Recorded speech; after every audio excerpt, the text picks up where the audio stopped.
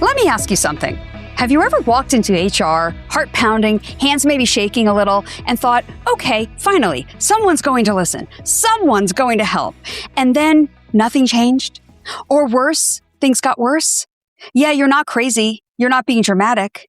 And you're definitely not alone. HR is not your friend. HR is the company's friend. And the sooner every single employee in America understands that, the better equipped you will be to protect yourself. I'm Marlo Lyons, an executive career and team coach. And oh, do I have a doozy today on Cracking the Code, a mini-series as a part of Work Unscripted, my podcast. We're here to investigate the why behind work, relationships, human behavior, not to solve every problem, but to understand it more deeply and to give you something meaningful to carry into your day. And today, I am ripping that curtain back on the 4 lies HR tells every employee who walks through the door. Real conversation, no corporate fluff. Let's go. Lie number 1, and it is the sweetest lie of all of them. We're here to listen. And you know what? They are here to listen. They are absolutely listening to every single word that comes out of your mouth. HR listens the way a court reporter listens, not to help you, but to document everything you say so the company can use it later.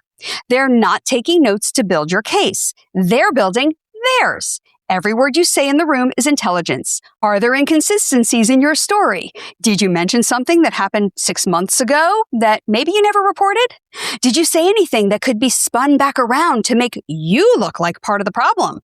Well, that's what they're listening for. It's not malicious in a cartoon villain kind of way. It's systemic. HR professionals are trained to protect the company from legal liability. That is their job. That is in their actual job description underneath the people first language on the company's career page. So yes, they're listening, just not for the reasons you think. Moving on. Oh, this one. This one, number 2. This is a safe space. The HR office is a safe space. It absolutely is safe for the company.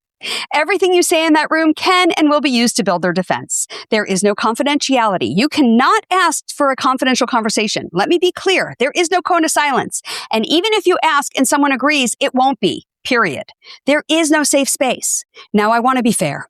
Some HR professionals genuinely care. Some of them went into this field because they want to make workplaces better. I believe that in my heart and my soul. And I know many of those HR professionals. But good intentions don't change the structural reality. The moment you share something in that room, you have handed information to the company, full stop. And if you've said anything, and I do mean anything that gives them ammunition, well, they now have it. Did you complain about your manager to a coworker? They'll find out. Did you send a frustrated email at 11 p.m.? They'll pull it. Did you ever show up late, miss a deadline, have a conflict with someone else on the team? Suddenly, you are not the person who filed the complaint. You are a complicated employee with a pattern of behavior. That's not a safe space. That's a chess match. And they've been playing chess a lot longer than you have. Okay, deep breath. I'm getting a little riled up here, but I want you to really hear me on this next one. This is important. Okay, number 3. We take this very seriously. When HR says we take this very seriously, what they mean is we are very seriously building our legal defense. They take it seriously, just not on your behalf. They do take it seriously. An employee complaint is a legal liability. It's a potential lawsuit. It's a potential regulatory issue. It is a PR risk. So yes, they take it seriously. They take it seriously enough to loop in employment lawyers, seriously enough to document everything meticulously, seriously enough to look for every reason your complaint might not hold up. Were you a perfect employee? Perfect attendance? No conflicts on record? No one who might say something unflattering about you if they were being interviewed? Because they're going to look. They are going to look hard. We take this very seriously means we are very seriously figuring out how to make this go away with the least damage to the company, not the least damage to you. And here we are, lie number 4, the grand finale. We'll investigate thoroughly. A thorough HR investigation means they will thoroughly investigate not just your complaint, they will also investigate you. They will look for every reason to discredit your account, minimize what happened, and protect whoever it is you complained about, especially if that person is a high performer or if the company is more scared of that person than you. This is the part that makes people feel the most betrayed because investigate sounds so official. So neutral, so fair. But let me be real with you here, because nobody in HR sitting across from you in a conference room is going to tell you this. If you are complaining about a rock star employee, someone who hits their numbers, who the C-suite loves, who brings in revenue, who everyone else loves but you, that investigation has a predetermined conclusion, and it is not in your favor. Now, if you complain about someone everyone else complains about, and that person is still working at the company, guess what? There's a reason why. They may be a rock star and beloved because most of the time, that leader's boss knows all about their shortcomings and has overlooked it for a reason you'll never be privy to. So your complaint, as bad as it may not rise to the level of truly illegal behavior. I've done investigations as an HR exec, and I've tried to be as fair as humanly possible, but I would say that 99% of my investigations came back unfounded, meaning whatever happened did not rise to the level of being illegal. Didn't mean it didn't happen, it just wasn't illegal. And then what happens? They'll give the manager some sort of coaching, probably a vague conversation about leadership style, and call it resolved. You will never know what happened. You will never get an apology. And that manager, still there, possibly removed to another department, and after a while, possibly promoted. Yep, no joke. Most often, though, you most likely have to go back and work with that person. I've seen people ask to work for someone else. Rarely happens. I've seen employees ask to have a mediator in the room every time they communicate with their boss. Nope, not going to happen. Just go back and work. Yet that person who you filed a complaint against them knows that. That person is now terrified to have a normal conversation with you alone and has gone full robot mode, cold, distant, clinical. And somehow you are expected to just move on. Here is what absolutely no one talks about. A company that truly cares about its employees doesn't just investigate and close the file. It invests in the repair. And right now, I can't say I know of any companies doing that. Think about it. Two people, say a manager and a direct report, are going to keep working together after a complaint has been filed by one against the other. It's been investigated and closed. And the complaint was deemed unfounded. What happens next? Nothing. The company considers it over. File closed. Move on.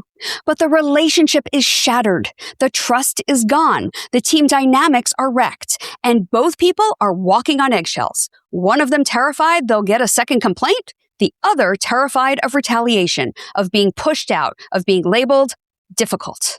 The answer, the real human, actually effective answer, is a team coach, a professional who comes in specifically to facilitate repair between people who still have to work together, to rebuild communication, to name the damage and work through it deliberately in a truly safe space. Does that cost money? Yes. Is it worth it? Absolutely. Because the alternative is a slow-burning dumpster fire that tanks morale, productivity, and eventually someone's resignation.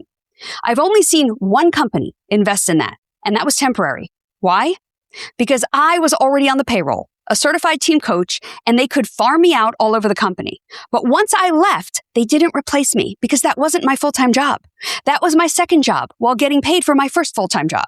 Companies simply don't invest in repair unless they get it for free, and they got it for free from me. You know why? Because in their mind, it's over. Investigation closed, liability managed, problem solved. They are hoping you quit. They would generally prefer you leave on your own so they don't have to deal with it anymore. And that is not a people-first company no matter what is written on the pretty culture posters on the wall. That is a liability-first company wearing a people-first Halloween costume. So what do you do with all of this? You don't walk into HR unarmed anymore. You document everything before you go in. You know your rights. You consider consulting an employment attorney, even for a free consultation, before you file a single thing. And you stop expecting HR to be your advocate because they were never hired to be. Write everything down before it becomes a complaint. Dates, times, exact words. Who was there? Save your emails. Screenshot your messages where your platform allows it. Know that you can consult an employment attorney. Many do offer that free initial consultation before you ever set foot in that HR office, especially if what you're dealing with is serious. And if you are in HR, if you went into this field because you actually care about people, advocate from the inside. Push your companies to invest in team coaches post-investigation. Build the repair into the process. Change the culture from within. Because right now, the system is failing the people it claims to protect. And employees deserve better than that. I'm Marlo Lyons, and we just cracked the code on 4 lies HR tells you.